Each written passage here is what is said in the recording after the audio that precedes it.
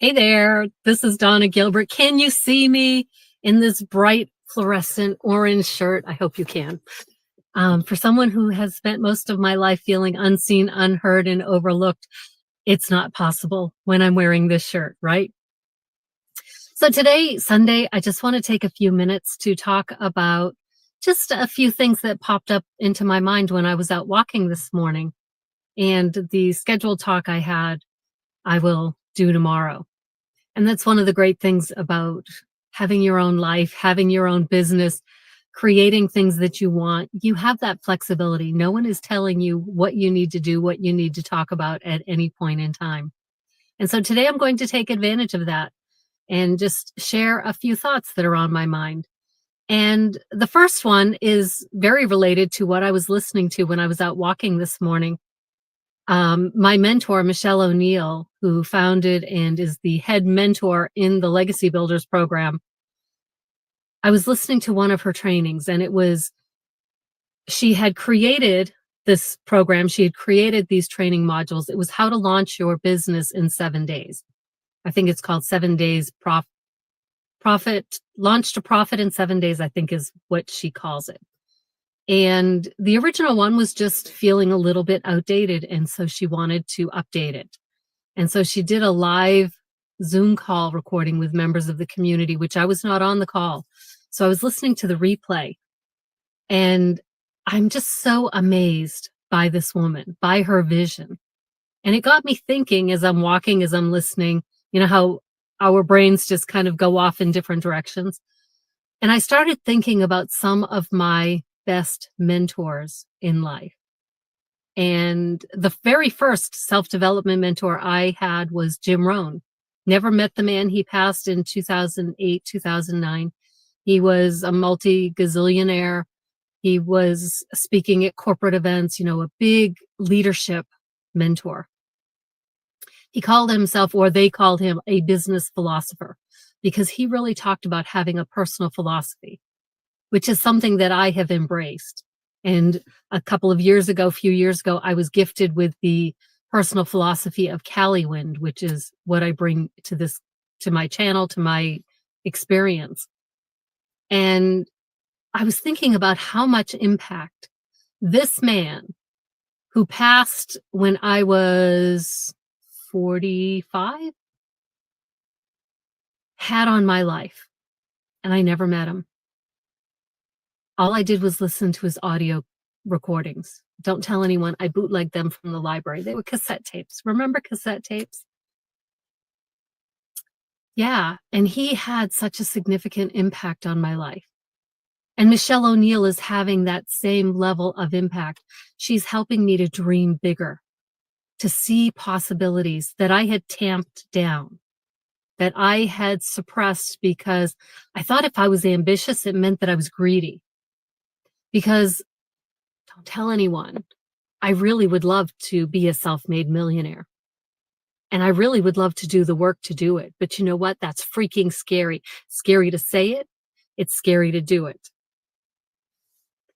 And throughout my life, I've had mentors who have spurred me on by quietly believing in me. Some of them I knew in real life, others like Jim Rohn, like Michelle O'Neill, even though I have been on her calls in person, because every week she gives so much to this community. She is such an example to people like me, a healer, a coach, who want to help others.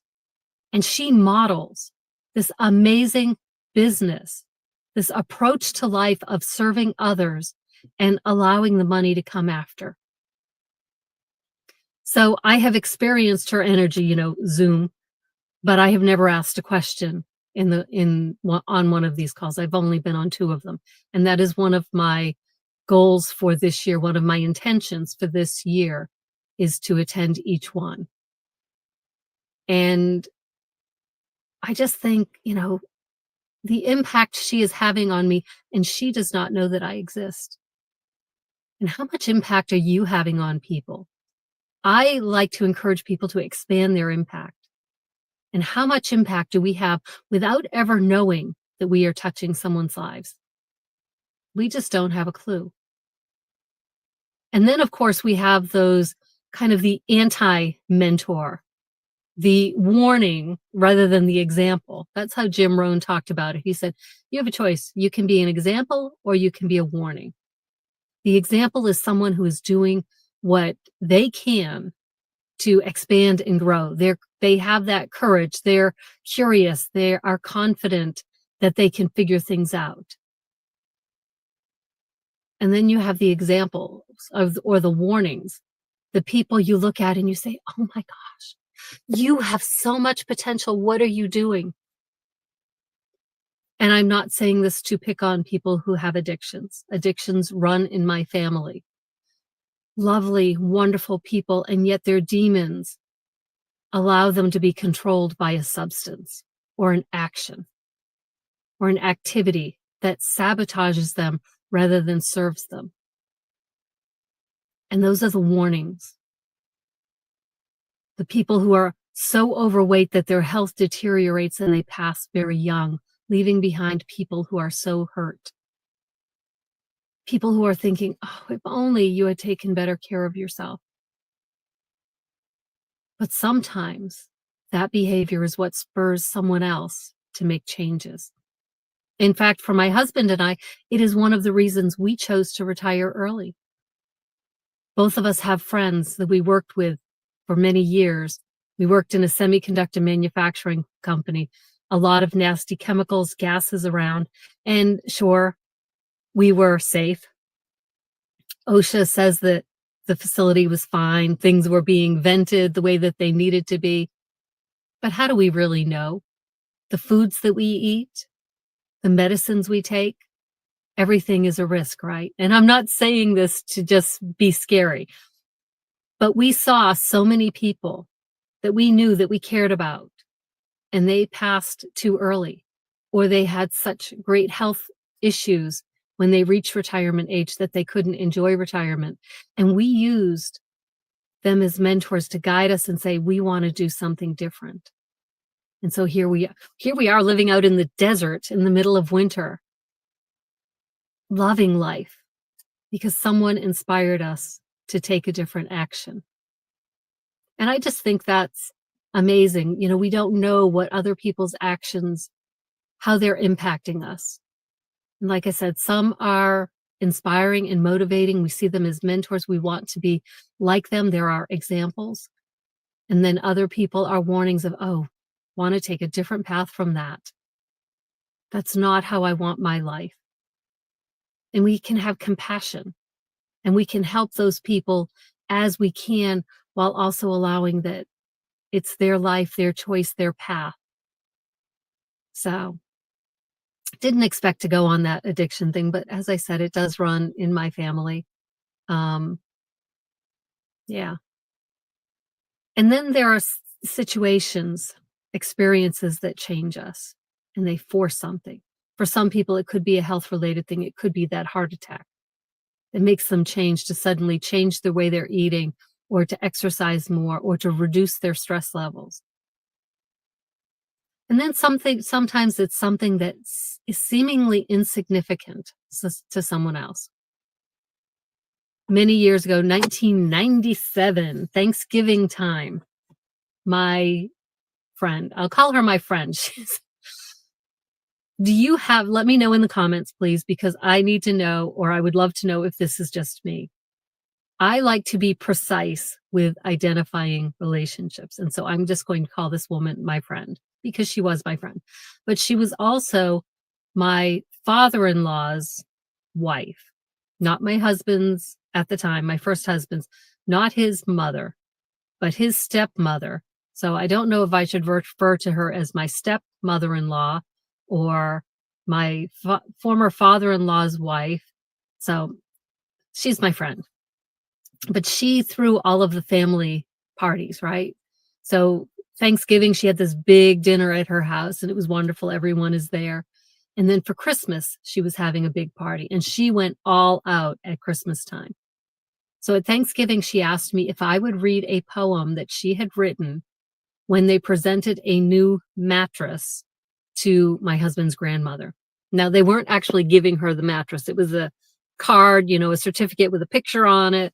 We were not going to plop this double-sized mattress on this frail 80-something-year-old woman. Sorry.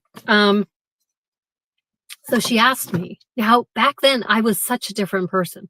I was so quiet. I was shy. I didn't speak up. My face turned 1,000 shades of red. And she asked me to read this story in front of the family. And my first thought was, hell no, no, no, ask someone else. She had a daughter who was very outgoing. She had my husband at the time, the grandson who could have done it, but she asked me. It's like, what the F? Why would you ask me? I am the quietest person here.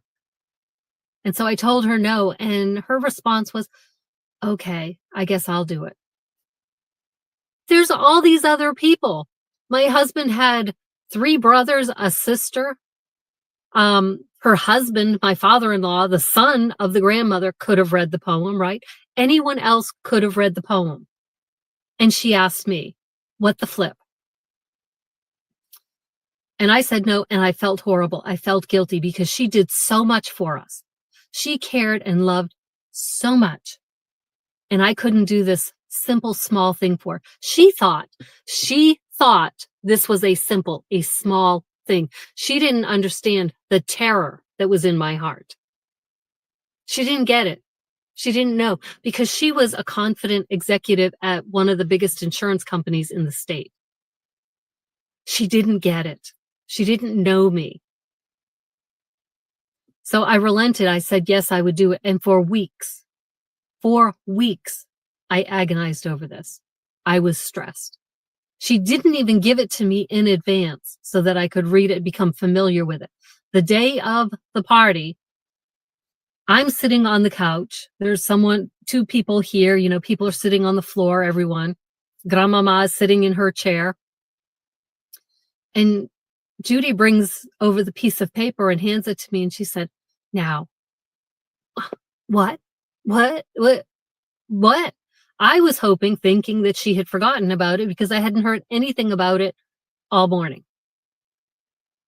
She hands me the piece of paper and I look at it and it's printed on, it's like 10-point font, little tiny print.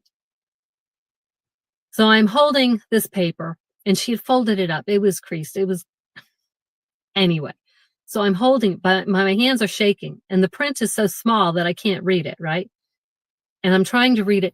And then I started saying like the first couple of sentences.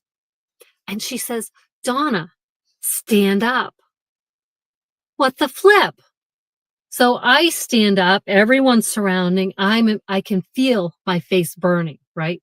I'm holding this paper with the very tiny font on it. My hands are trembling. I start reading it. My voice is shaking. I can feel, the heat on my face. And I'm thinking, I am going to set this paper on fire if I bring it up close to my face. I don't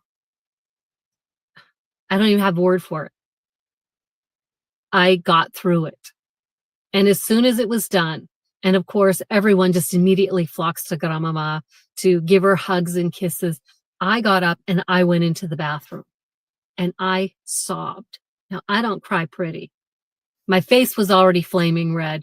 I'm crying. My face is now blotchy red. I've got blotches on the crimson face.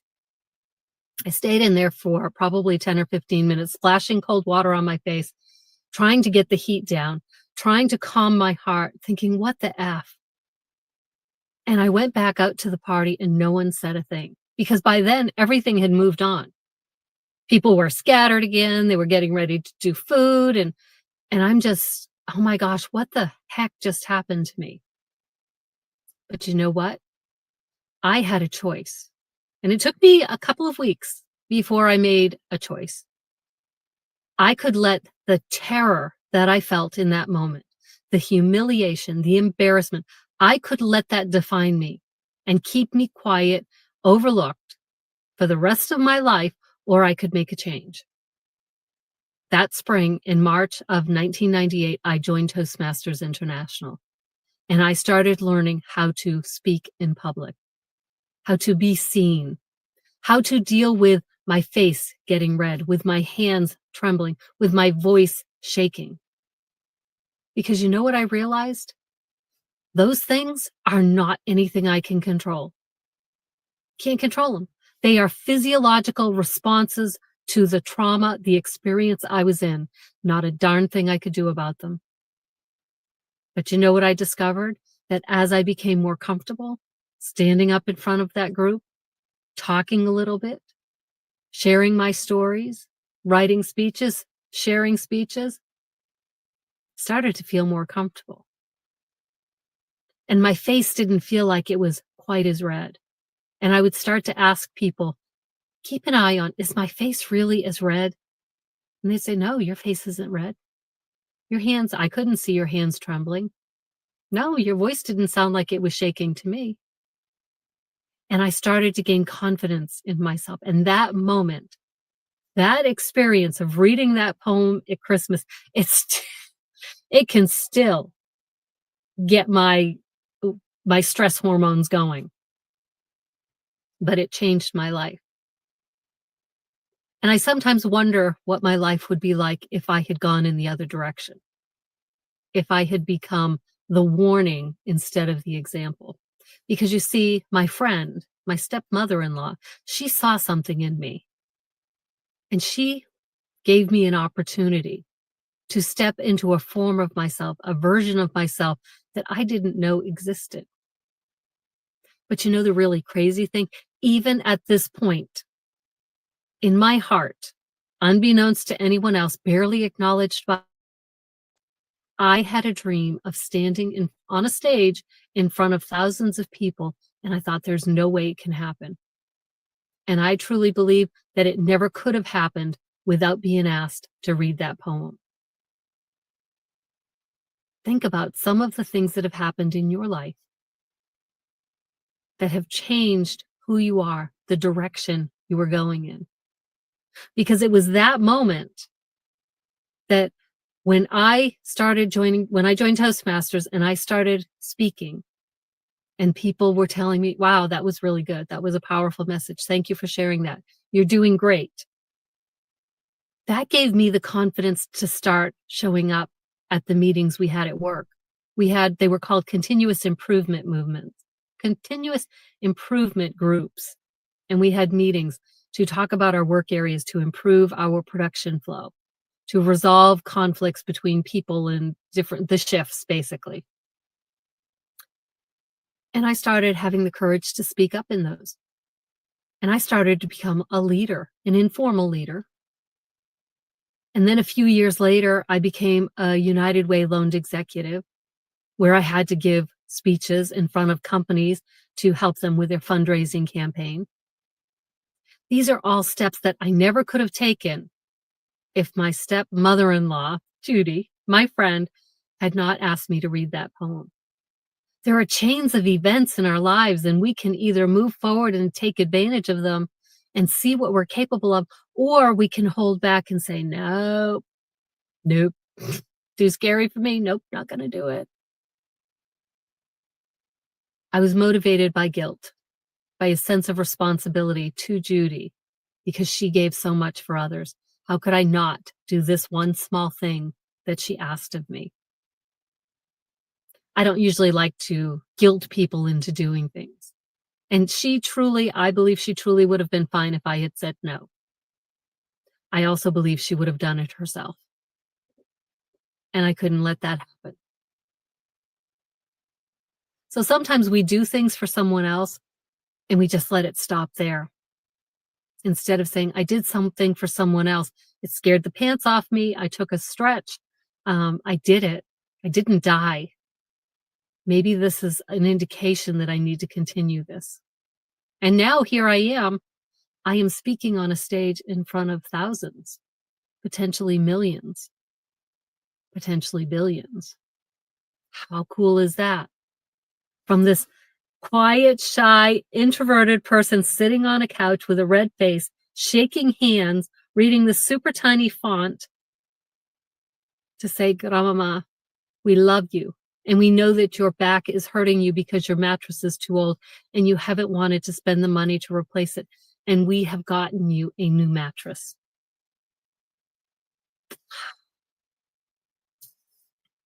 So anyway, there are events in our lives that change our lives, for the better, for the worse. It's always a choice.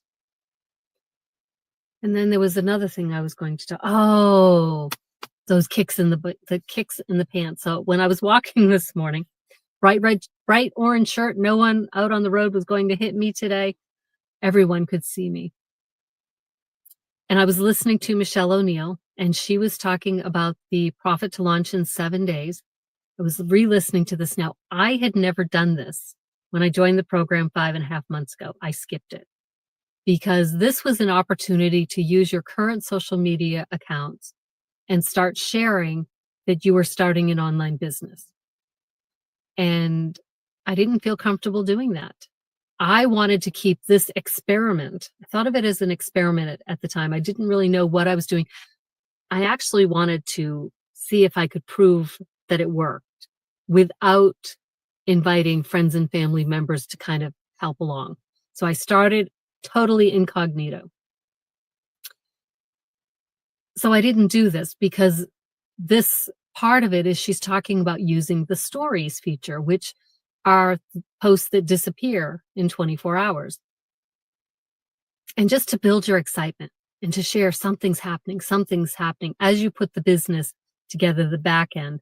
This is a fully automated system. It comes with a pre-built website, email sequences. It has everything you need to get an online business started. But it still takes a little bit of time to get that business part, the back end part, the automations up and running. And she said, but don't wait. Start right now. The day you purchase this program, start teasing that you're doing something amazing because your excitement level is so high. You're going to be able to create amazing, relatable content just by being you, just by sharing. Oh my gosh, I am so excited.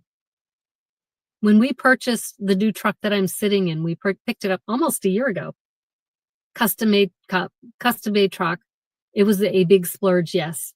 Probably not the most wise financial decision, but we figured, what the heck? We worked for it all last winter in northern Minnesota, and we went for it.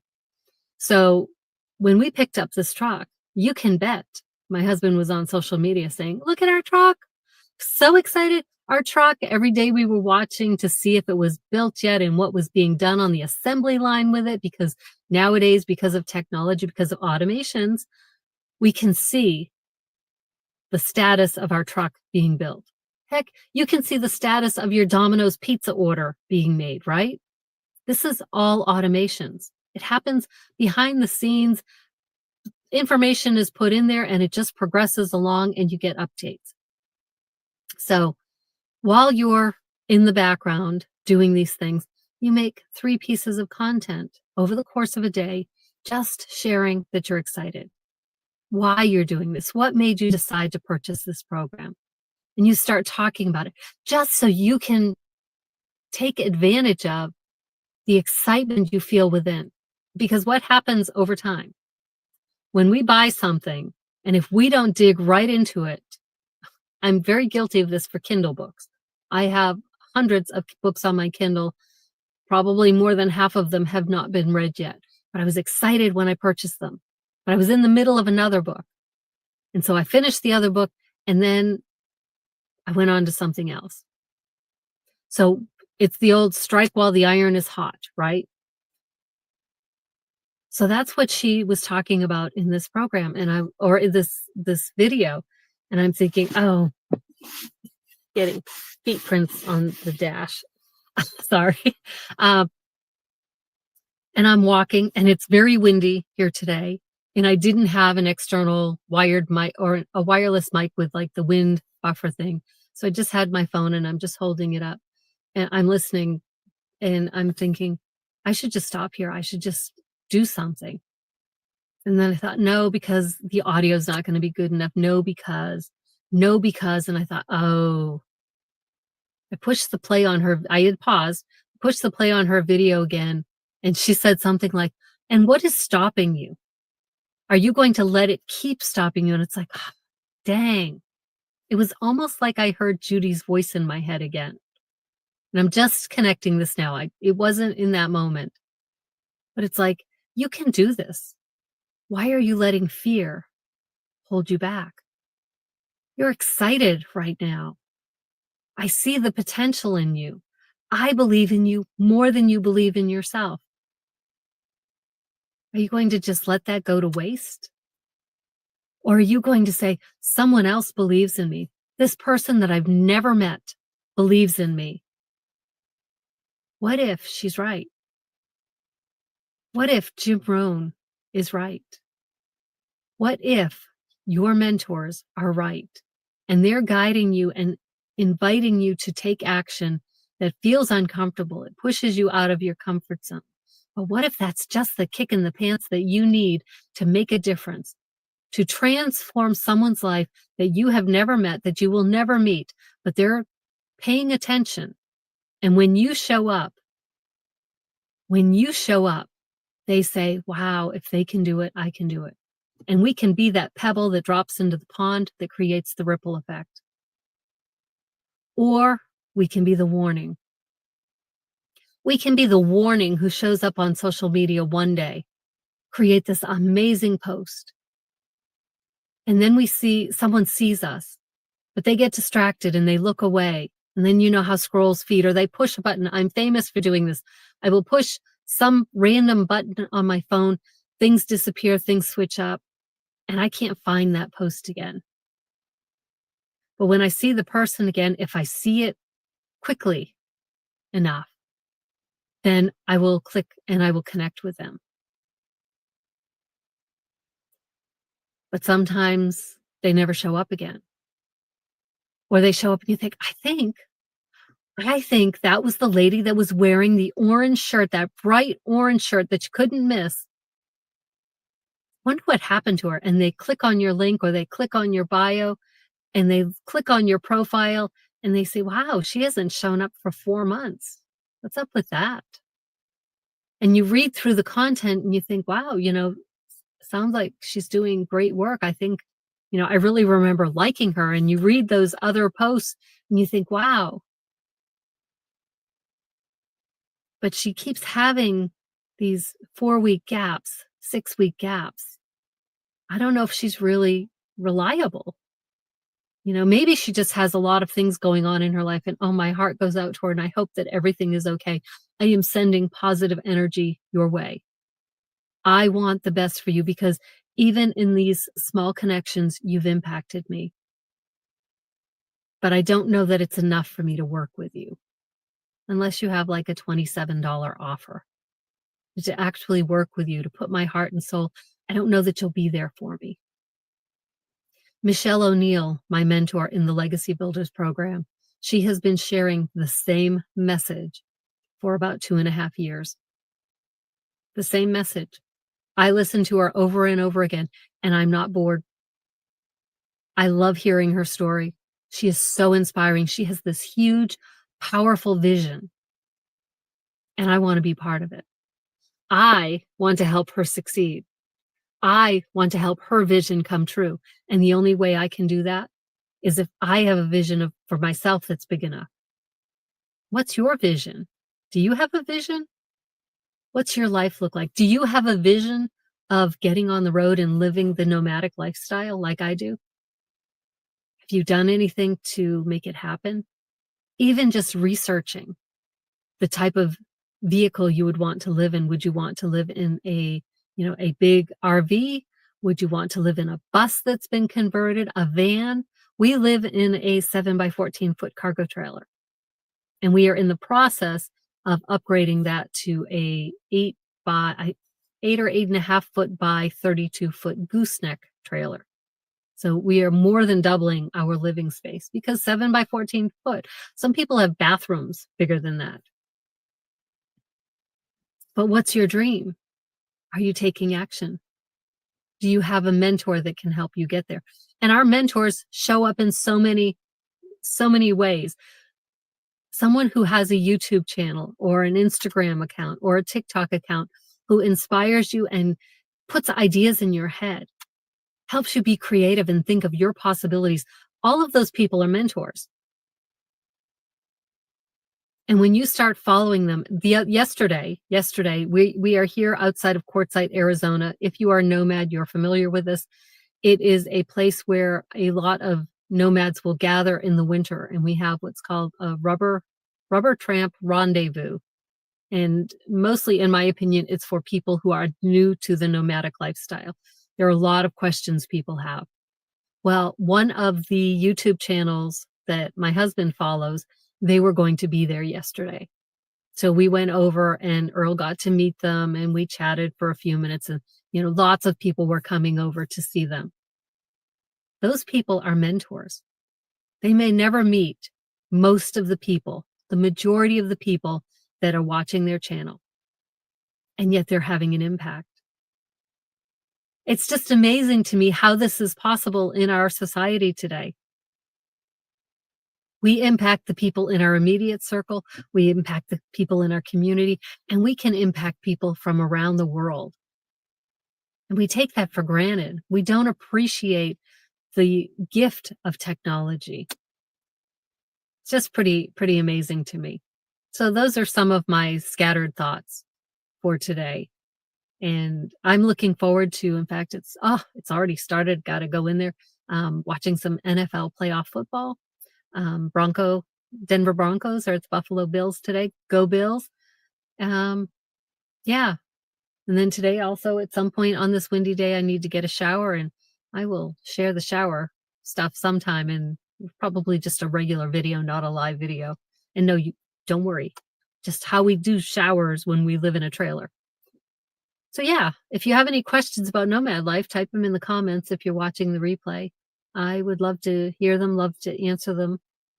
I don't even think about it anymore because this is just my way of life.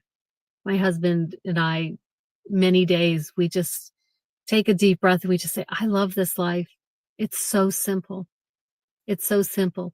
And I love that I can use technology from out here in the middle of the desert to connect with people around the world. It's pretty flipping amazing, isn't it?